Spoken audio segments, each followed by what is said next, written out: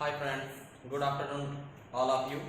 मैं आपका साथी नक्षत्र सरपाल एक बार पुनः एक नए वीडियो के साथ सॉल्ट्री ICR jet coaching institute Shri Ganganagar में आप सभी का स्वागत करता हूं, अभिनंदन करता हूं। मैं आपसे आशा करता हूं कि आप सब स्वस्थ होंगे। कल अपने प्रिय विद्यार्थियों जीव विज्ञान का एक बड़ा ही कॉमन टॉपिक जीव विज्ञान का सामान्य परिचय के बारे में अध्ययन किया था, अच्छी तरह से उसको समझा था। उसके अंदर अपने जीव विज्ञान का सामान्य परिचय, जीव विज्ञान शब्द कहाँ से आया, कौन कौन से शब्दों से मिलकर बना, उसके अंदर अपने उसकी कौन कौन सी शाखाएं, जंतु विज्ञान, वनस्पति विज्ञान के बारे में पढ़ा था। उनके पितामह कौन हैं और कौन कौन सी उनके द्वारा बुक लिखी गई है। और सबसे पहले लैटिन शब्द का प्रयोग, बायोलॉजी के जो लैटिन शब्द है उसका प्रयोग सबसे पहले किनके द्वारा किया गया था और कब किया गया था, उनकी कौन कौन सी आगे शाखाएं थी, इनके बारे में अध्ययन किया था। तो आज जो अपना नया टॉपिक है वो कल के टॉपिक में से कुछ शेष था। उसमें था वनस्पति विज्ञान और जंतु शास्त्र, दोनों की जो जो शाखाएं हैं वो जो उन शाखाओं के ऊपर आज अपने अध्ययन करेंगे। तो मैं स्टार्ट करता हूं। आज का जो अपना टॉपिक है, मुख्य टॉपिक वनस्पति विज्ञान की मुख्य शाखाएं। तो आते हैं अपने टॉपिक पे।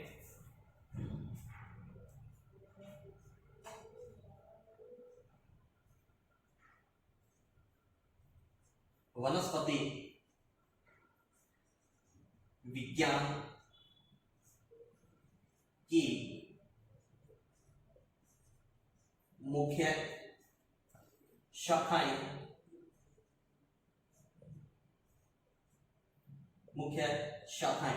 वनस्पति विज्ञान की मुख्य शाखाएं। तो मैं बात करूं वनस्पति विज्ञान की, तो कल अपने पढ़ चुके थे वनस्पति विज्ञान क्या है, कि जीव विज्ञान की एक ऐसी शाखा है जिसके अंदर केवल पेड़ पौधों के जीवन का अध्ययन किया जाता है, उनके विकास के क्रमों का अध्ययन किया जाता है। उसे अपने वनस्पति विज्ञान के नाम से जानते हैं। और वनस्पति विज्ञान का पिता थियोफ्रास्टस को कहा जाता है। उन्होंने सबसे पहले 500 पेड़ पौधों का नाम और उनका वर्णन अपनी एक पुस्तक हिस्टोरिया प्लांटेरम के अंदर किया था। इस कारण से उनको वनस्पति विज्ञान का पिता माना जाता है। और उसी से संबंधित वनस्पति विज्ञान की कुछ मुख्य शाखाएं हैं जिनका आज अपने अध्ययन करेंगे। तो मैं स्टार्ट करता हूं। पहली शाखा जो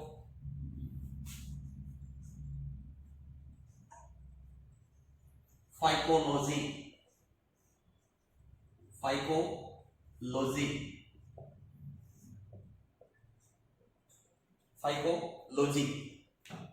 तो ये एक वनस्पति विज्ञान की शाखा है।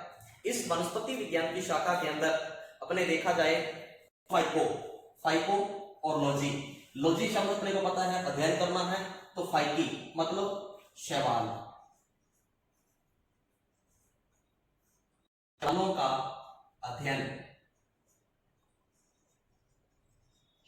का अध्ययन। वनस्पति विज्ञान की एक ऐसी शाखा जिसके अंदर अपने किनका अध्ययन करते हैं, शैवालों का अध्ययन करते हैं। उस शाखा को क्या बोला जाता है, फाइकोलॉजी, या अपने बोलते हैं शैवाल विज्ञान।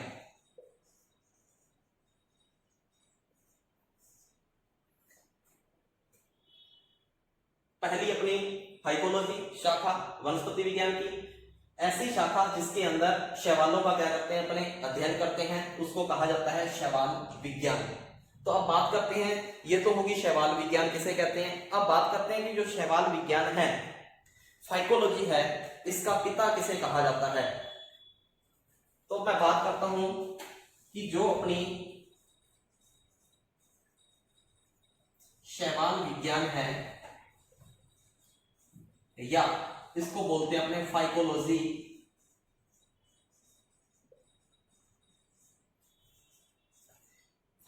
का पिता जो फाइकोलॉजी का अपने पिता है वो कहा जाता है F.E. फ्रिश। F.E. फ्रिश को फाइकोलॉजी, शैवाल विज्ञान का पिता कहा जाता है। ये तो अपने पूरे एक विस्तृत क्षेत्र के ऊपर बात हुई, लेकिन भारत के अंदर शैवाल विज्ञान का पिता किसे कहा जाता है? तो अपने ये देखते हैं कि भारतीय शैवाल विज्ञान,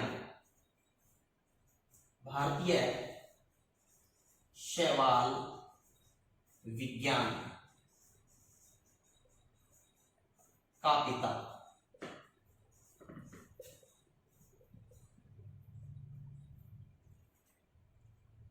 फादर ऑफ इंडियन फाइकोलॉजी, अर्थात भारतीय शैवाल विज्ञान का पिता अपने किसको कहते हैं?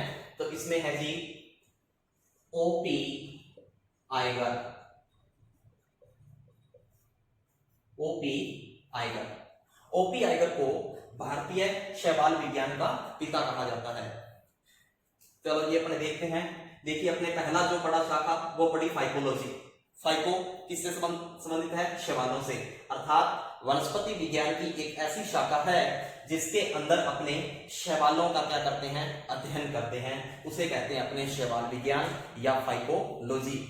अब देखिए शैवाल विज्ञान का या फाइकोलॉजी का जो पिता कहा जाता है या पितामह कहा जाता है वो कहा जाता है F.E. फ्रिस्को। F.E. फ्रिस्को।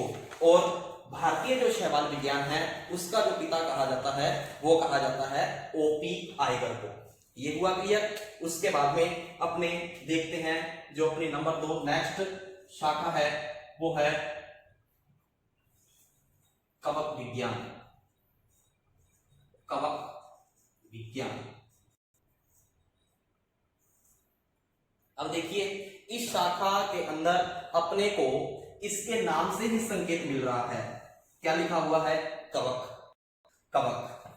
तो अर्थात ये वनस्पति विज्ञान की शाखा है। यह इसके अंतर्गत अपने किसका अध्ययन करेंगे? कवकों का अध्ययन करेंगे। विभिन्न प्रकार की कवकों की जितनी भी जातियां हैं, उनकी प्रजातियां हैं, उनका जीवन जो चक्र है उनका अध्ययन किसके अंदर किया जाता है? कवक विज्ञान के अंतर्गत किया जाता है। कवकों का अध्ययन, इसके अंदर किसका अध्ययन किया जाता है? कवकों का अध्ययन।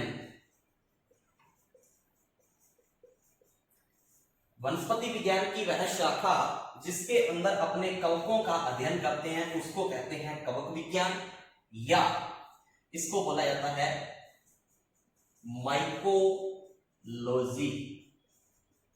माइकोलॉजी। वनस्पति विज्ञान की एक ऐसी शाखा जिसके अंदर कवकों का अध्ययन किया जाता है, कवक विज्ञान या माइकोलॉजी कहलाती है। अब देखते हैं अपने माइकोलॉजी, कवक विज्ञान या माइकोलॉजी का पिता।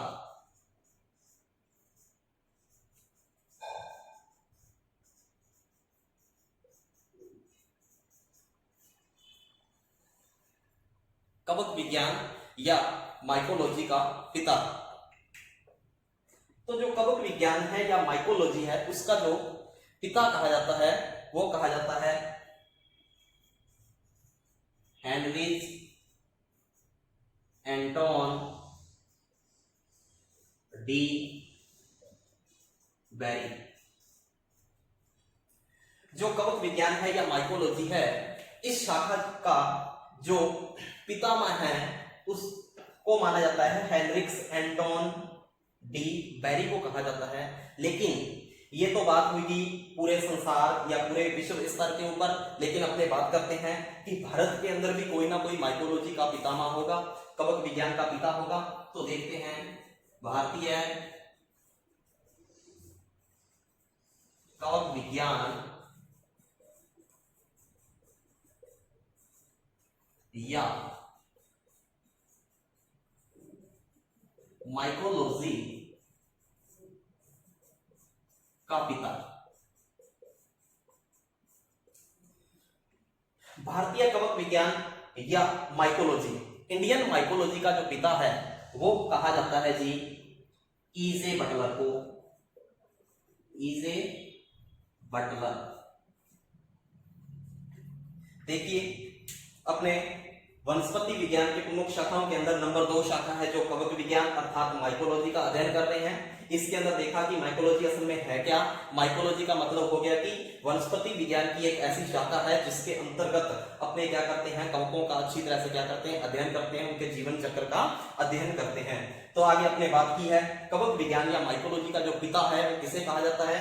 कवक विज्ञान या माइकोलॉजी का जो पिता है वो माना जाता है हेनरिच एंटोन डी बेरी को। और इसके बाद में भारतीय कवक विज्ञान या माइकोलॉजी का जो पितामह है वो कहा जाता है ईजे बटलर को, ईजे बटलर को। इसी प्रकार मैं आगे बढ़ता हूं, तीसरी शाखा जो है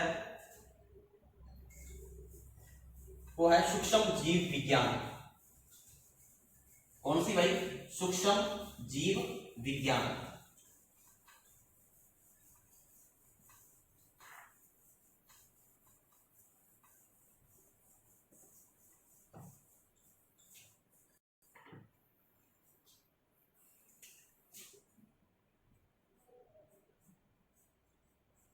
अपनी नई शाखा है जी सूक्ष्म जीव विज्ञान। सूक्ष्म जीव विज्ञान इस शाखा के अंदर, इस का नाम ही बता रहा है, पहले लिखा हुआ है सूक्ष्म जीव विज्ञान।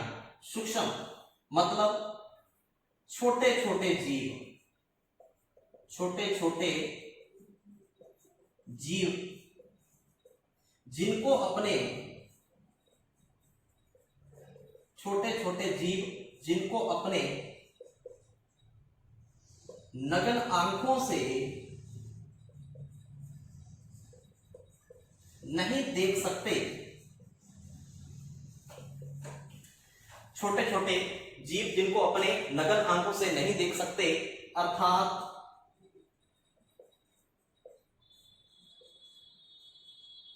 सूक्ष्मदर्शी की मदद से देखा जाता है,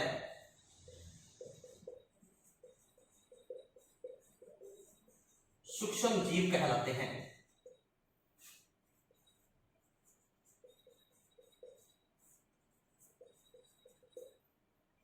ये लीजिए जी सूक्ष्म जीव विज्ञान।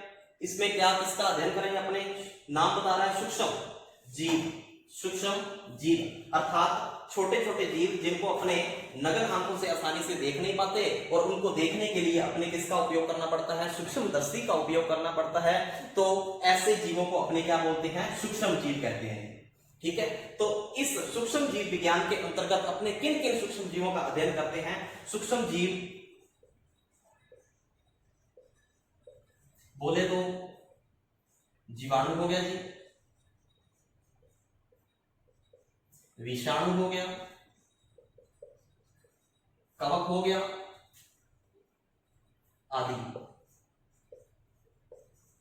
ये सारे के सारे ऐसे जीव हैं जिनको अपने नग्न आंखों से नहीं देख सकते, इसलिए इनको कौन सी कैटेगरी के अंदर रखा गया है? सूक्ष्म जीवों की कैटेगरी के अंदर रखा गया है। तो इन जीवों को, इन सारे जीवों को आसानी से देखने के लिए अपने को सूक्ष्मदर्शी का उपयोग करना पड़ता है, क्योंकि ये कैसे हैं? सूक्ष्म जीव हैं।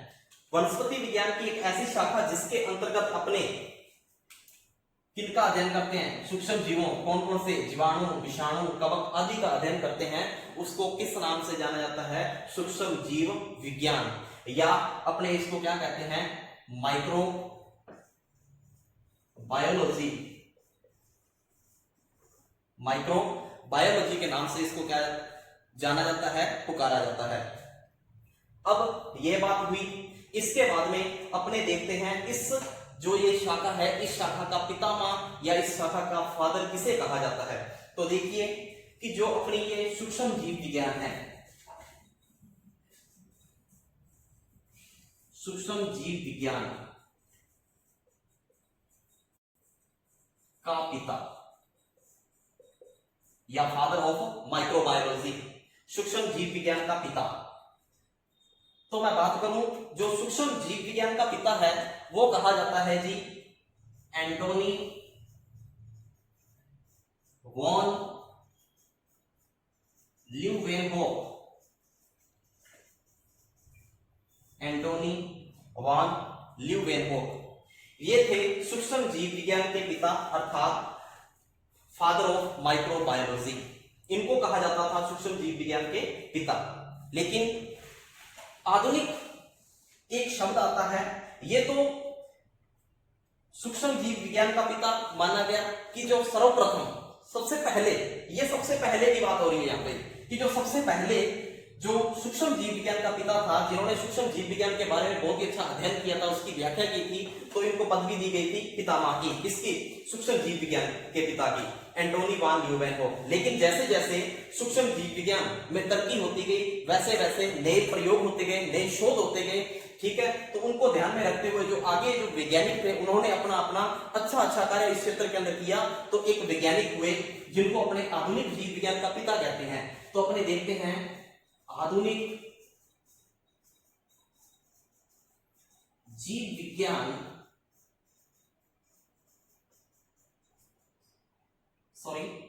आधुनिक सूक्ष्म जीव विज्ञान, आधुनिक सूक्ष्म जीव विज्ञान, माइक्रोबायोलॉजी का पिता। देखते हैं आधुनिक सूक्ष्म जीव विज्ञान का पिता। तो ये हुआ जी अपना लुई पास्चर। लुई पास्चर को आधुनिक सूक्ष्म जीव विज्ञान का पिता कहा जाता है, मॉडर्न फादर ऑफ माइक्रोबायोलॉजी। ये बात हुई अपने वनस्पति विज्ञान की एक और शाखा सूक्ष्म जीव विज्ञान की, ये कंप्लीट। अब अपनी इससे नहीं देखते अपने जीवाणु विज्ञान, नई शाखा वनस्पति विज्ञान की।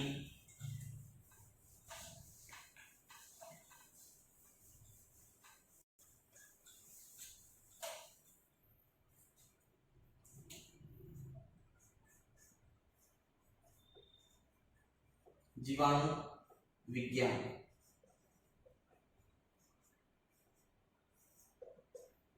देखिए ये भी एक वनस्पति विज्ञान की शाखा है। इस शाखा के अंतर्गत अपने विभिन्न प्रकार के प्रकृति में पाए जाने वाले जीवाणुओं का अध्ययन करते हैं। उन जीवाणुओं की प्रकृति कैसी है, उनका जीवन चक्र कैसा है, वो जीवाणु प्रकृति के लिए लाभदायक हैं या नुकसानदायक हैं आदि, इन सभी टर्म्स का जिस शाखा के अंदर अध्ययन किया जाता है उसको कहा जाता है जीवाणु विज्ञान। और जीवाणु विज्ञान को एक अन्य नाम बैक्टीरियोलॉजी के नाम से भी जाना जाता है।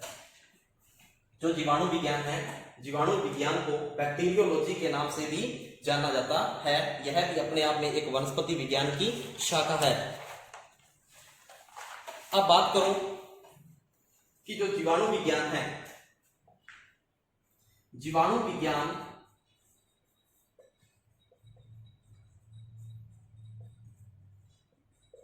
बैक्टीरियोलॉजी या बैक्टीरियोलॉजी का जो पिता है वो भी एंटोनी वान ल्यूवेनहोफ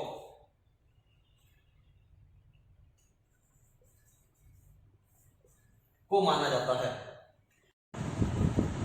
तो जीवाणु विज्ञान या बैक्टीरियोलॉजी का जो पिता है वो कहा जाता है एंटोनी वान ल्यूवेनहोफ को। ये वनस्पति विज्ञान की अपनी जो एक नई शाखा थी ये होगी कंप्लीट। इसके बाद में मैं एक नई स्टार्ट करता हूँ शाखा। जो इसके आगे की शाखा है वो है जी ब्रायोलॉजी। ब्रायोलॉजी अब देखिए इसके अंतर्गत किसका अध्ययन किया जाता है। ब्रायोलॉजी के अंतर्गत किसका अध्ययन किया जाता है। ब्रायो शब्द को बता रहा है। ब्रायो और लॉजी का मतलब एक ही है, अपने को पता है। लॉजी हो चाहे लोगस हो, इसका मतलब होता है टू स्टडी, अध्ययन करना। तो ब्रायो का मतलब हो गया ब्रायोफाइटा। ब्रायोफाइटा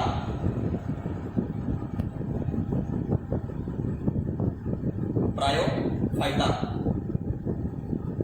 ब्रायोफाइटा ब्रायोफाइटा का अध्ययन, ब्रायोफाइटा का अध्ययन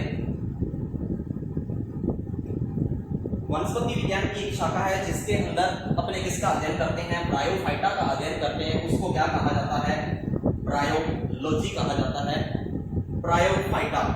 अब ये जो ब्रायोफाइटा है, ब्रायोफाइटा वनस्पति जगत है, जो अपना वनस्पति जगत का बड़ा वर्ग है। अपने आप में जो वनस्पति जगत है उसका एक बड़ा वर्ग है ब्रायोफाइटा। अब ब्रायोफाइटा के बारे में एक टर्म और बताऊं कि जो ब्रायोफाइटा है, ब्रायोफाइटा को पादप जगत का उभयचर कहा जाता है, पादप जगत का उभयचर। इसको भाई कि जो ब्रायोफाइटा है, ब्रायोफाइटा वनस्पति जगत का सबसे बड़ा वर्ग है और ब्रायोफाइटा को पादप जगत का क्या बोलते हैं, उभयचर या एम्फीबियन के नाम से जाना जाता है। जिस प्रकार से मेंढक क्या है, एक उभयचर है, वो जल के अंदर भी रह सकता है और इस फल के ऊपर भी रह सकता है, उसी प्रकार इसके अंतर्गत ऐसे पौधे आते हैं जो जल और फल दोनों के ऊपर ही अपना जीवन यापन कर सकते हैं। तो देखते हैं वनस्पति विज्ञान की वह शाखा जिसके अंदर इसका ब्रायोफाइटा का अध्ययन किया जाता है, ब्रायोफाइटा की स्टडी की जाती है, उसको कहा जाता है ब्रायोलॉजी। ब्रायोलॉजी वनस्पति जगत का ये सबसे बड़ा वर्ग है, कौन, ब्रायोफाइटा, और ब्रायोफाइटा को पादप जगत का उभयचर कहा जाता है। पूरी बात क्लियर थी। इसके बाद में अपने देखते हैं कि जो भारतीय ब्रायोलॉजी है, जो भारतीय ब्रायोलॉजी है,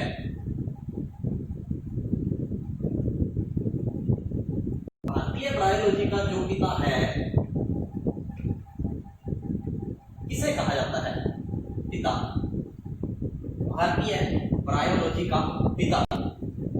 कई बार पूछ लिया जाता है एग्जाम्स के अंदर कि भारतीय ब्रायोलॉजी का पिता किसे कहा जाता है, तो जी वो है S.R. कश्यप। S.R.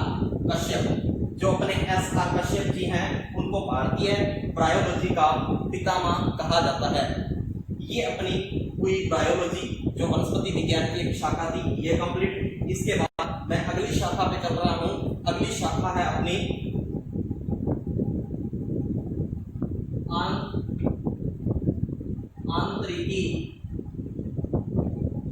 आंतरिकी या शरीर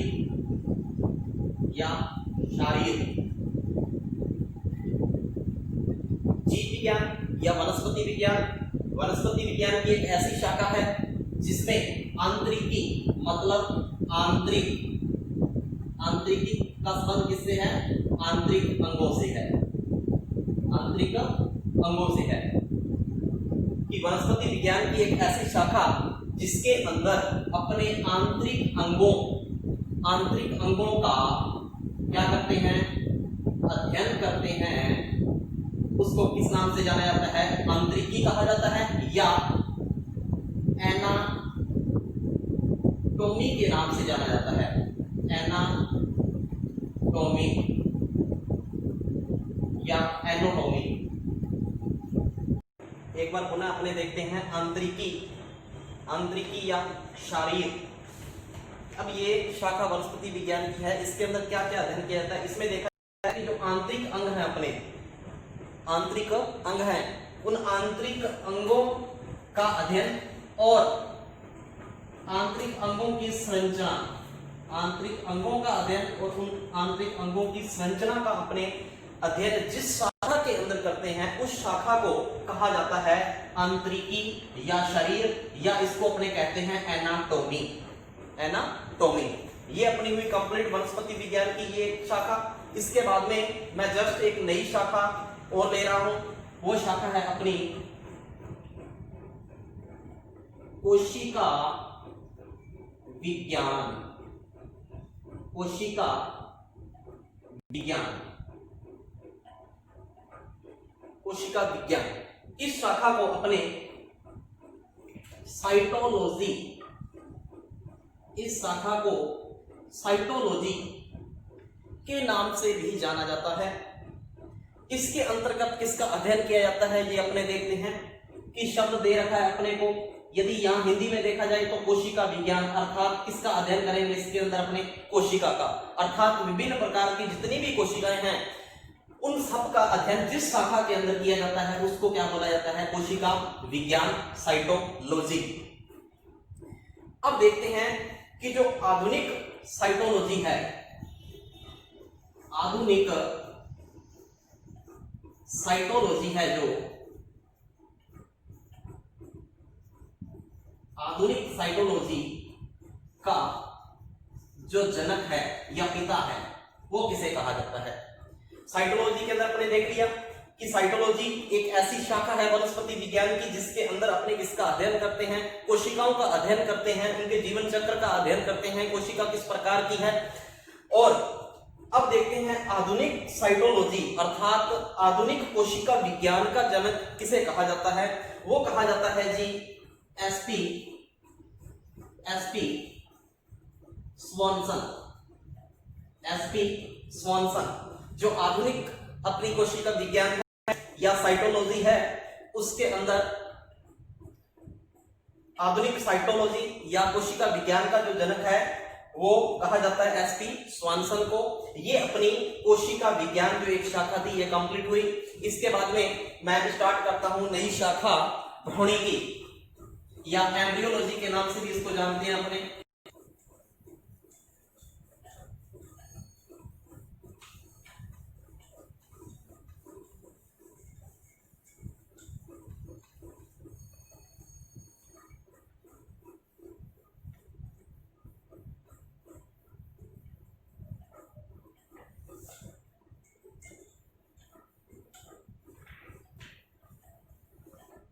अब अपने स्टार्ट करते हैं वनस्पति विज्ञान की एक नई शाखा भ्रूणिकी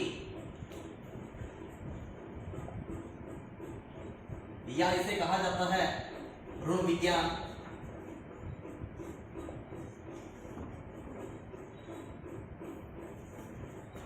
भ्रूणिकी या भ्रूण विज्ञान ये एक वनस्पति विज्ञान की शाखा है। इस शाखा को अपने एम्ब्रियोलॉजी के नाम से भी जानते हैं। किस नाम से जानते हैं, एम्ब्रियोलॉजी के नाम से भी जानते हैं। भ्रूण विज्ञान या भ्रूणिकी के अंतर्गत अपने किन किन का अध्ययन करते हैं, किस प्रकार अध्ययन करते हैं, तो देखिए नंबर 1 युग्मक निर्माण, युग्मक निर्माण। नंबर 2 निषेचन। नंबर 3 भ्रूण निर्माण व इसके विकास की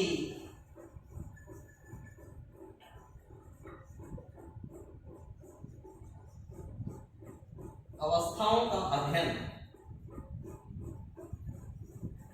अवस्थाओं का अध्ययन किसमें किया जाता है, भ्रूणिकी या भ्रूण विज्ञान के अंदर। एक बार पुनः अपने इसका रिपीटेशन करते हैं। भ्रूणिकी या भ्रूण विज्ञान के अंदर किसका अध्ययन किया जाता है, इसको अपने किस नाम से जानते हैं, एम्ब्रियोलॉजी के नाम से जानते हैं। अब देखिए वनस्पति विज्ञान की एक शाखा है ये भ्रूण विज्ञान या भ्रूणिकी। इसके अंतर्गत युग्मनज निर्माण, निषेचन, भ्रूण निर्माण व इसके विकास की अवस्थाओं का अध्ययन किया जाता है, तो उसे अपने किस नाम से जानते हैं, भ्रूणिकी या भ्रूण विज्ञान के नाम से जानते हैं। अब देखते हैं कि जो भ्रूणिकी या भ्रूण विज्ञान है इसका पिता किसे कहा जाता है। तो देखिए जो अपनी भ्रूणिकी या भ्रूण विज्ञान है इसका पिता, भ्रूणिकी या भ्रूण विज्ञान का पिता या फादर ऑफ एम्ब्रियोलॉजी ये कहा जाता है जी अरस्तु को। किसको कहा जाता है, अरस्तु को कहा जाता है। किसका पिता, भ्रूणिकी या भ्रूण विज्ञान का पिता अरस्तु को। लेकिन कहा क्यों जाता है, तो देखिए कि अरस्तु जी ने सबसे पहले मुर्गी के अंडों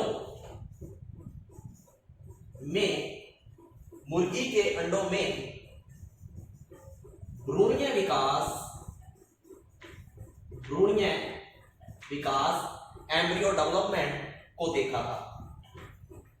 देखा था एंड उसका अध्ययन किया था। इसलिए अरस्तु जी को भ्रूणिकी या भ्रूण विज्ञान का पिता कहा जाता है। एक बार पुनः देखते हैं, भ्रूणिकी को किस नाम से जानते हैं? भ्रूण विज्ञान के नाम से भी जाना जाता है, और इसको अपने किस नाम से जानते हैं? एम्ब्रियोलॉजी के नाम से जाना जाता है। तो इस भ्रूणिकी या एम्ब्रियोलॉजी के अंतर्गत अपने किस का अध्ययन करते हैं? युग्मक निर्माण, युग्मनज निर्माण, निषेचन, भ्रूण निर्माण की प्रक्रिया एवं इसके विकास की विभिन्न अवस्थाओं का अध्ययन जिस अपने शाखा के अंदर करते हैं उसको कहा जाता है भ्रूणिकी या भ्रूण विज्ञान। तो अब देखते हैं इसका, अभी देखा अपने भ्रूणिकी या भ्रूण विज्ञान का पिता, फादर ऑफ एम्ब्रियोलॉजी कहा जाता है किसको? अरस्तु को। क्यों कहा जाता है? क्योंकि अरस्तु जी ने मुर्गी के अंडों में भ्रूणीय विकास को देखा था एवं उनका क्या किया था? अच्छी तरह से अध्ययन किया था। इस कारण से अरस्तु जी को भ्रूणिकी या भ्रूण विज्ञान का पिता कहा जाता है। हुआ क्लियर? अब अपने चलते हैं नेक्स्ट, जो अपनी शाखा है वो एक चीज और इसमें थोड़ा सा ऐड करेंगे अपने, कि ये तो बात होगी कि प्राचीन समय के अंदर जो भ्रूणिकी या भ्रूण विज्ञान का जो पिता है वो किसको कहा जाता था। लेकिन अब की बात करते हैं, अपने वर्तमान की बात करते हैं कि वर्तमान समय के अंदर भ्रूणिकी का पिता किसको कहा जाता है। तो अपन लिखेंगे आधुनिक भ्रूणिकी या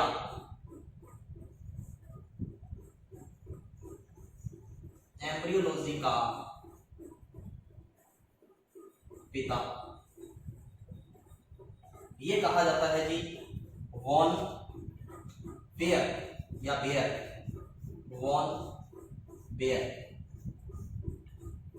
आधुनिक भ्रूणिकी या एम्ब्रियोलॉजी का जो पिता है वो कहा जाता है वॉन बेयर। इसी के साथ ये अपनी भ्रूणिकी या भ्रूण विज्ञान की जो शाखा है ये भी कंप्लीट अपने नई स्टार्ट करते हैं आनुवंशिक अभियांत्रिकी।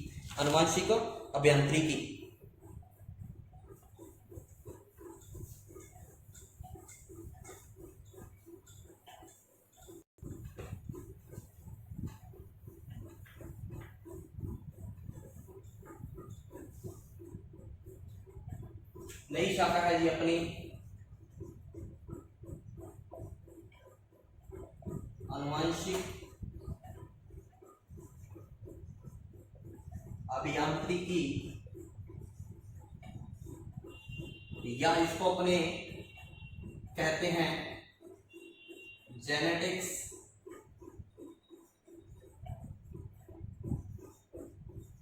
इंजीनियरिंग।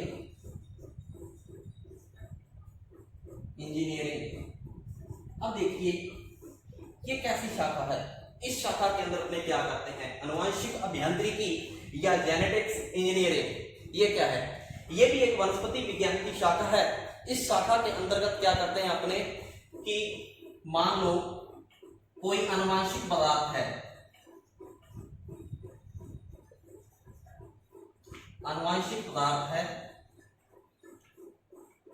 आनुवंशिक पदार्थ वो डीएनए वह आरएनए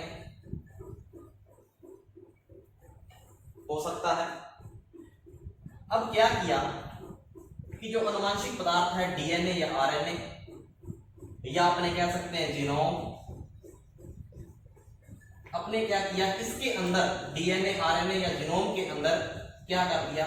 हेरफेर कर दिया। अर्थात इसके अंदर अपने क्या कर दिया? परिवर्तन। अब डीएनए या आरएनए या जीनोम के अंदर अपने को हेरफेर या परिवर्तन करने के लिए जिस तकनीक का सहारा लेना पड़ता है, जिस तकनीक का सहारा या उपयोग करना पड़ता है, उस तकनीक को अपने किस नाम से जानते हैं? जेनेटिक इंजीनियरिंग या आनुवंशिक अभियांत्रिकी के नाम से जानते हैं। अब इसके अंतर्गत अपने और क्या देख सकते हैं कि जो अपना अनुवांशिक पदार्थ होता है, चाहे वो डीएनए हो, चाहे वो आरएनए हो, या फिर क्या हो, जीनोम हो, इसके अंदर अपने क्या करते हैं, हेरफेर करते हैं, अर्थात क्या करते हैं, परिवर्तन करते हैं। परिवर्तन करने के लिए अपने जिस तकनीक का सहारा लेते हैं या उपयोग करते हैं, उस तकनीक को अपने किस नाम से जानते हैं, अनुवांशिक अभियांत्रिकी या जेनेटिक इंजीनियरिंग के नाम से, जेनेटिक इंजीनियरिंग के नाम से जाना जाता है इसको। ये हुआ क्लियर। अब इसके अंदर और अपने क्या हो सकता है कि मान लो कोई जीन है, इस जीन को अपने एक स्थान से दूसरे स्थान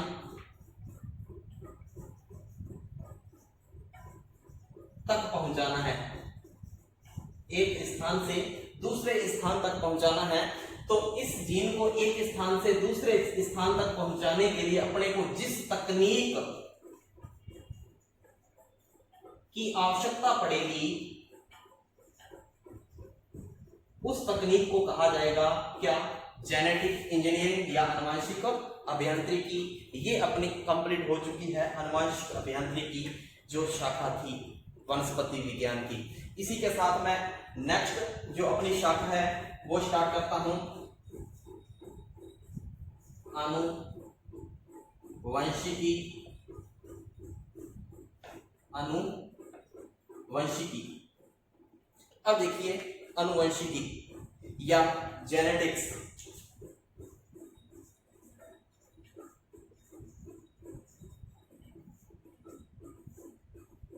अब देखिए ये क्या है, आनुवंशिकी या जेनेटिक्स क्या है, ये भी एक वनस्पति विज्ञान की शाखा है। इसके अंतर्गत क्या करते हैं कि वनस्पति विज्ञान की एक ऐसी शाखा जिसके अंतर्गत मेंडल के आनुवंशिकता के नियमों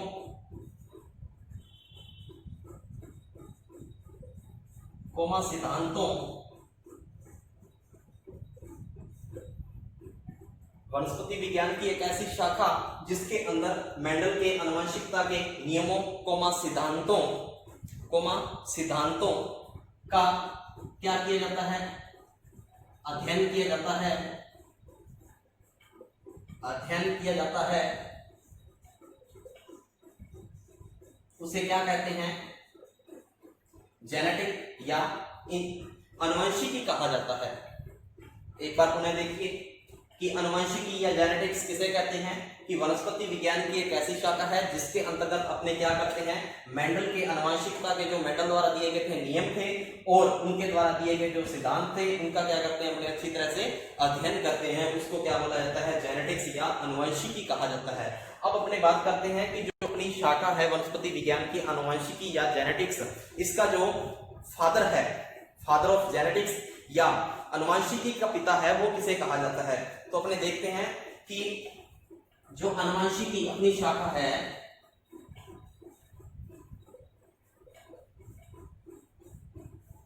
का, आनुवंशिकी का पिता, जो आनुवंशिकी का पिता है वो कहा जाता है जी Gregor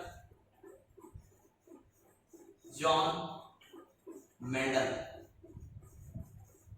Gregor John Mendel, Gregor John Mendel को आनुवंशिकी का पिता कहा जाता है कि ग्रेगर जॉन मेंडल ने आनुवंशिकता के नियमों एवं सिद्धांतों का अच्छी तरह से क्या किया था, अध्ययन किया था और प्रायोगिक कार्य पूर्ण किया था।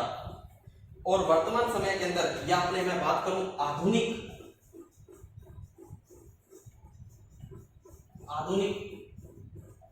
आनुवंशिकी का पिता, आधुनिक आनुवंशिकी का पिता किसे कहा जाता है, तो ये कहा जाता है जी बैटसन को। यदि पूछा जाए कि आनुवंशिकी का पिता, फादर ऑफ जेनेटिक्स किसे कहा जाता है, तो ग्रेगर जॉन मेंडल। और यदि पूछा जाए आधुनिक मॉडर्न आनुवंशिकी का पिता किसे कहा जाता है, बैटसन को कहा जाता है। ये अपनी कंप्लीट हुई आनुवंशिकी जो शाखा थी वनस्पति विज्ञान की वो। अब अपने इसके बाद में देखते हैं अगली शाखा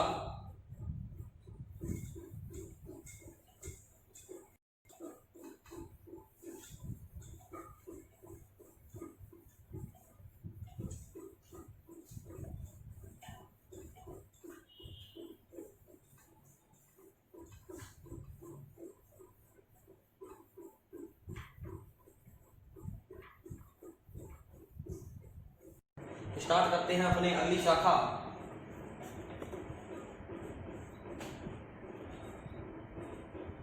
अकारिकी।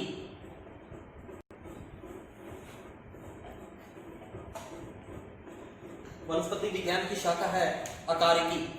इसके अंतर्गत अपने किसका अध्ययन करते हैं, इसमें देखते हैं। अकारिकी का मतलब होता है बाहरी स्वरूप। क्या भाई? बाहरी स्वरूप कि कोई भी पादप है, चाहे वो जंतु है, उसका जो बाहरी स्वरूप है, उसकी बाहरी संरचना है, उसका अध्ययन अपने जिस शाखा के अंदर करते हैं उस शाखा को कहा जाता है अकारिकी या मॉर्फोलॉजी। वनस्पति विज्ञान की वह शाखा जिसके अंतर्गत अपने किसी पादप के बाहरी स्वरूप या उसकी संरचना का अध्ययन करते हैं उसको कहते हैं अपने अकारिकी या मॉर्फोलॉजी। ये थी अपनी मॉर्फोलॉजी।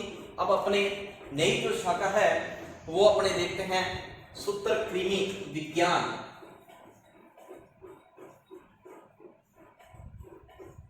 सूत्रकृमि विज्ञान।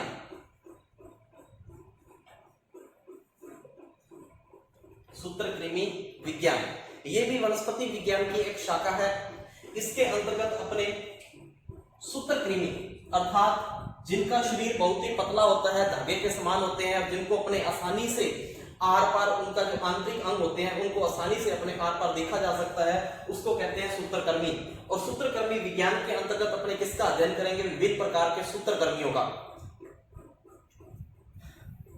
वनस्पति विज्ञान की एक ऐसी शाखा जिसके अंतर्गत अपने क्या करते हैं? सूत्रकृमियों के पेड़ पौधों के साथ पाए जाने वाले संबंधों का अध्ययन किया जाता है। संबंधों का अध्ययन किया जाता है, उसे बोला जाता है क्या? सूत्रकृमि विज्ञान या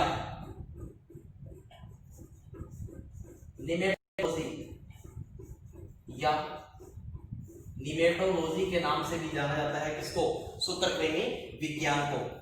एक बार देखते हैं सूत्रकृमि विज्ञान क्या है। वनस्पति विज्ञान की एक ऐसी शाखा है जिसके अंतर्गत अपने क्या करते हैं? सूक्ष्म जो कृमि होते हैं उन सूत्रकृमियों के पेड़ पौधों के साथ जो पाए जाने वाले संबंध होते हैं, उन संबंधों का अपने अध्ययन जिस वनस्पति विज्ञान की शाखा में करते हैं उसको अपने कहते हैं सूत्रकृमि विज्ञान या निमेटोलॉजी के नाम से जाना जाता है। ये हुई कंप्लीट अपनी शाखा वनस्पति विज्ञान की। इसके बाद जो नेक्स्ट शाखा है वो है प्रागाणु विज्ञान। प्रागाणु विज्ञान। प्रागाणु विज्ञान। प्रागाणु विज्ञान वनस्पति विज्ञान की एक ऐसी शाखा है जिसमें अपने क्या करते हैं? परागकणों के निर्माण, उनके परिवर्तन का अध्ययन करते हैं। इस शाखा के अंदर वनस्पति विज्ञान की इस शाखा के अंदर अपने क्या करते हैं? एक तो जो परागकण होते हैं, परागकण, परागकणों के निर्माण,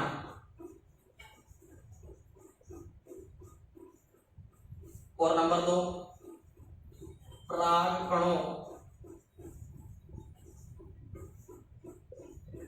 परागकणों के निर्माण, और नंबर 2 परागकणों के विकास या डेवलपमेंट का अध्ययन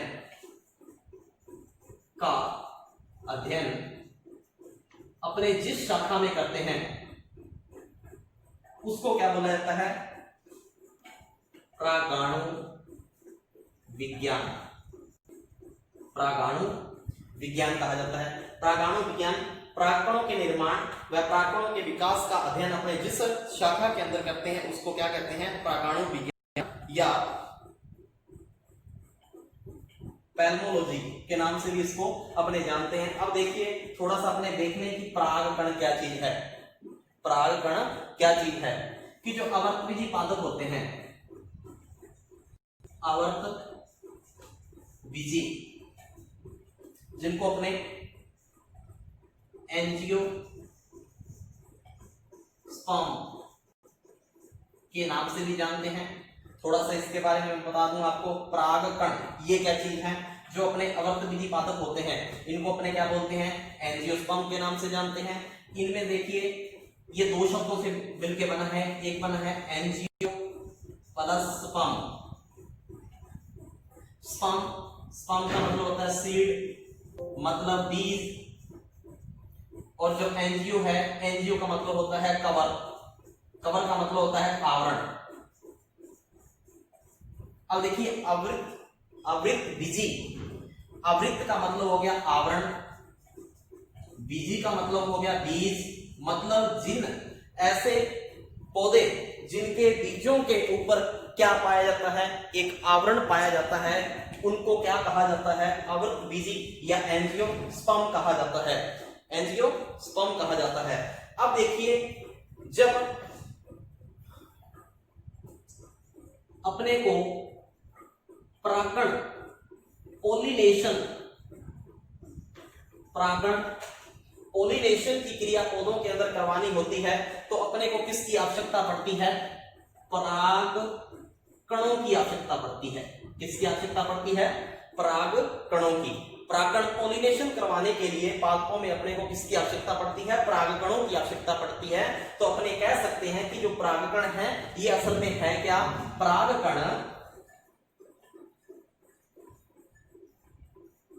नर युग्मक है।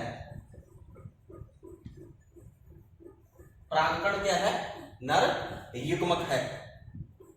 आगे इसका विस्तृत अपने अध्ययन करेंगे। आगे जो भी टॉपिक आया इससे संबंधित कोई भी लघु बीजाणुदानी से संबंधित, उसके अंदर अपने देखेंगे, संरचना बनाएंगे पुंकेसर की, उसमें सारा अध्ययन करेंगे लघु बीजाणुदानी के बारे में, और लघु बीजाणुओं के निर्माण की प्रक्रिया देखेंगे, गुरु बीजाणुदानी के बारे में देखेंगे। तो ये होगी अपनी प्रागाणु विज्ञान। प्रागाणु विज्ञान वनस्पति विज्ञान की एक शाखा है, जिसके अंदर अपने किसका अध्ययन करते हैं, परागकणों के निर्माण का अध्ययन करते हैं, और परागकणों का विकास कैसे होता है, उनका परिवर्तन कैसे होता है, इन सब का अध्ययन जिस शाखा के अंदर किया जाता है उसको बोलते हैं अपने प्रागाणु विज्ञान। मैं बता चुका हूं कि आवर्त विधि जो पादप है उनको एंजियोस्पर्म के नाम से जाना जाता है। एंजियो का मतलब होता है आवरण या कवर, स्पर्म का मतलब होता है सीड या बीज, अर्थात ऐसे बीज जिनके ऊपर क्या पाया जाता है, एक दृढ़ आवरण पाया जाता है, उनको बोला जाता है आवर्तबीजी पादप या पौधे। ठीक है, पोलिनेशन की क्रिया के लिए परागण की क्रिया के लिए अपने को परागकणों का होना अत्यंत आवश्यक है। तो जो परागकण है इसको अपने कह सकते हैं कि ये क्या है, नर युग्मक है, मेल गैमेट है, मेल गैमेट है। ये होगी अपनी प्रागाणु विज्ञान की बात, कंप्लीट हुआ ये। इसके बाद में अपने स्टार्ट करते हैं नई शाखा पादप रोग विज्ञान, प्लांट पैथोलॉजी।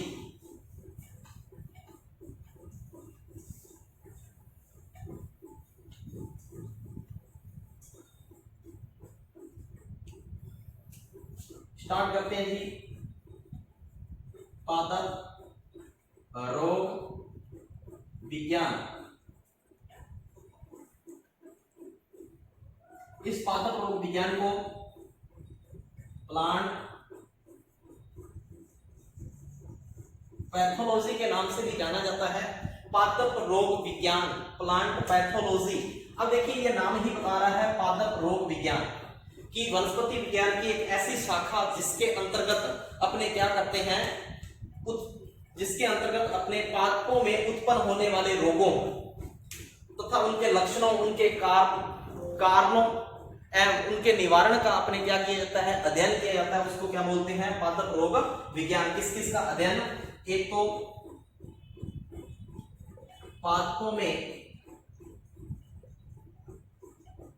उत्पन्न होने वाले रोगों,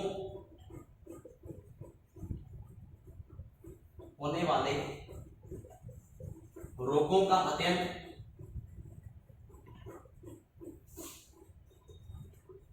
रोगों के लक्षण,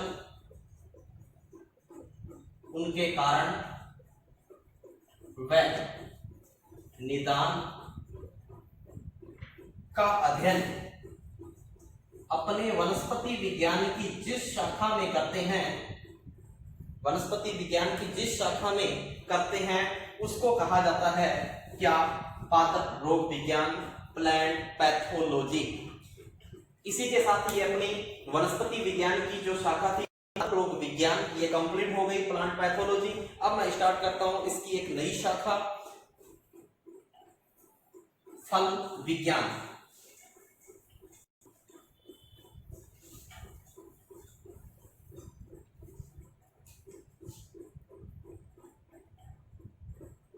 फल नई शाखा है जी, फल विज्ञान। अब फल विज्ञान को अपने पोमोलॉजी के नाम से भी जानते हैं कि जो अपना फल विज्ञान है उसको किस नाम से जाना जाता है, पोमोलॉजी के नाम से जाना जाता है। इसके अंदर किस किस का अध्ययन करते हैं, इस शाखा के अंदर वनस्पति विज्ञान की जो ये शाखा है फल विज्ञान पोमोलॉजी, इसके अंदर अपने क्या करेंगे, फलों के निर्माण व उनके परिवर्तन का अध्ययन करते हैं। इसका अध्ययन करते हैं, फलों के निर्माण में उसके परिवर्तन का, उनके परिवर्तन का क्या करते हैं, अध्ययन करते हैं। किसके अंदर, पोमोलॉजी के अंदर या फल विज्ञान के अंदर। वनस्पति विज्ञान की एक शाखा है जिसके अंदर अपने क्या करते हैं, फलों के निर्माण, फलों के विकास, उनके परिपक्वन, उनके परिवर्तन आदि का जिसके अंदर अध्ययन किया जाता है उसको क्या बोला जाता है, फल विज्ञान या पोमोलॉजी के नाम से जाना जाता है। इसके बाद में ये कंप्लीट हुई अपनी नई शाखा, अपने स्टार्ट कर रहे हैं वनस्पति विज्ञान की, वो है जी जैव प्रौद्योगिकी। जैव प्रौद्योगिकी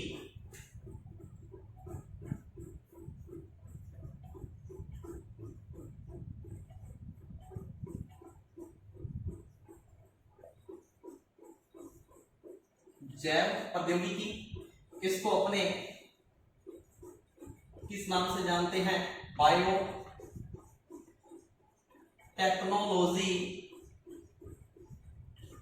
के नाम से भी जाना जाता है।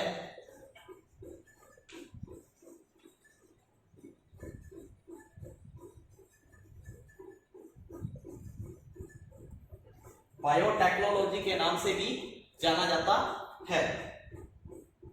अब देखिए जो जैव प्रौद्योगिकी है, जैव प्रौद्योगिकी जो शब्द है, जैव प्रौद्योगिकी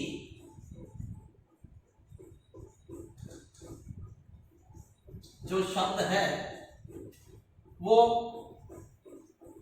हंगरी देश के एक कृषि इंजीनियर कह सकते हैं, कृषि अभियंता कह सकते हैं, उनके द्वारा दिया गया था। कब, 1919 के अंदर। जैव प्रौद्योगिकी जो शब्द है हंगरी के कृषि अभियंता थे, हंगरी के कृषि अभियंता थे, उनके द्वारा 1919 में दिया गया था। अब देखिए अपने देखते हैं कि जो जैव प्रौद्योगिकी है वो असल में है क्या। ये तो बात होगी किसको अपने बायोटेक्नोलॉजी के नाम से जानते हैं, और जैव प्रौद्योगिकी शब्द हंगरी के कृषि अभियंता थे, उनके द्वारा 1919 में दिया गया था। अब देखते हैं कि जैव प्रौद्योगिकी क्या है, बायोटेक्नोलॉजी क्या है। देखिए कि जैव प्रौद्योगिकी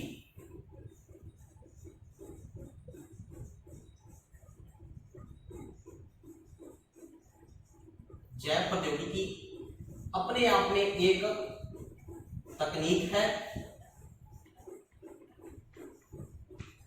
अपने आप में क्या है, एक तकनीक है। इस तकनीक में इसकी सहायता से, सूक्ष्म जीवों की सहायता से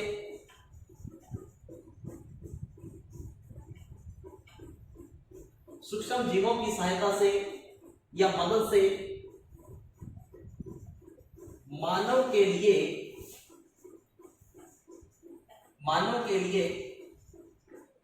अत्यंत ही उपयोगी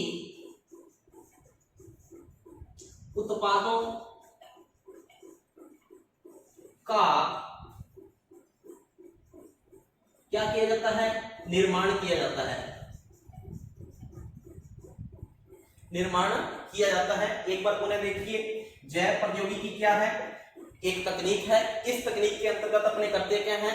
सूक्ष्म जीवों की सहायता से क्या बनाते हैं? मानव के लिए अत्यंत उपयोगी क्या बनाते हैं? उत्पादों का निर्माण करते हैं, जिसको अपने क्या कहते हैं? जैव प्रौद्योगिकी तकनीक, जैव प्रौद्योगिकी कहते हैं, बायोटेक्नोलॉजी कहते हैं। ठीक है, जिस प्रकार से सूक्ष्म जीवों की मदद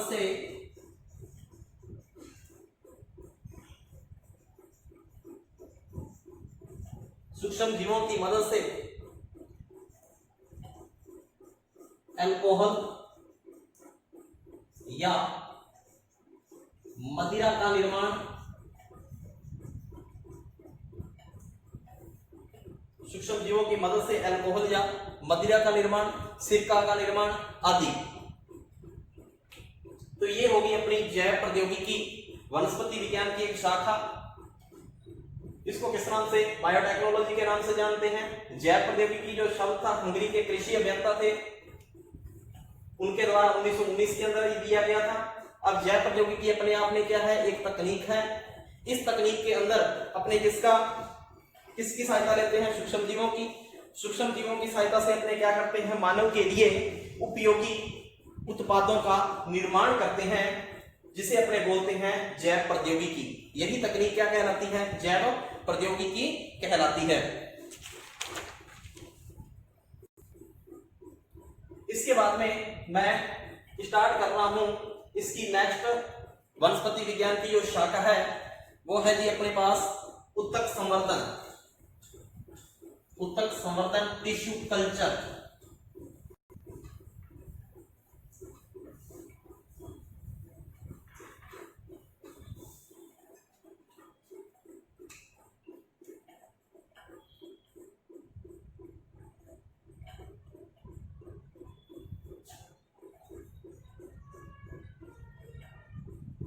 उत्तक संवर्धन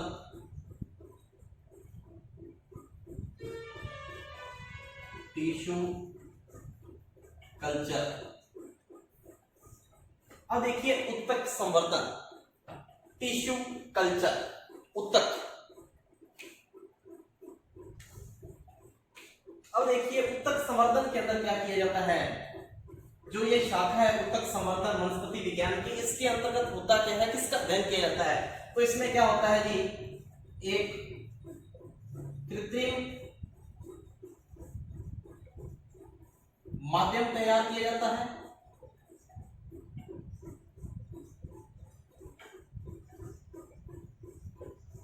इस कृत्रिम माध्यम पर जो उत्तक होते हैं, उत्तकों का क्या करते हैं? संवर्धन करते हैं, कल्चर करते हैं। ठीक है, कृत्रिम माध्यम पर उत्तकों का संवर्धन जिस शाखा के अंदर अपने करते हैं या जिस शाखा के अंदर अपने अध्ययन करते हैं, कृत्रिम माध्यम पर उत्तकों का संवर्धन जिस शाखा के अंदर किया जाता है या जिस शाखा के अंदर इसका अध्ययन किया जाता है, उसको अपने बोलते हैं उत्तक संवर्धन। उत्तक संवर्धन या टिश्यू कल्चर। टिश्यू कल्चर ये हुआ जी अपना कंप्लीट टिश्यू कल्चर। इसी के साथ ये अपना वनस्पति विज्ञान की जो मुख्य शाखाएं हैं, वो वनस्पति विज्ञान की मुख्य शाखाएं कंप्लीट हो चुकी हैं। और जस्ट अपने कल एक नए वीडियो के साथ मिलेंगे, तब तक के लिए धन्यवाद।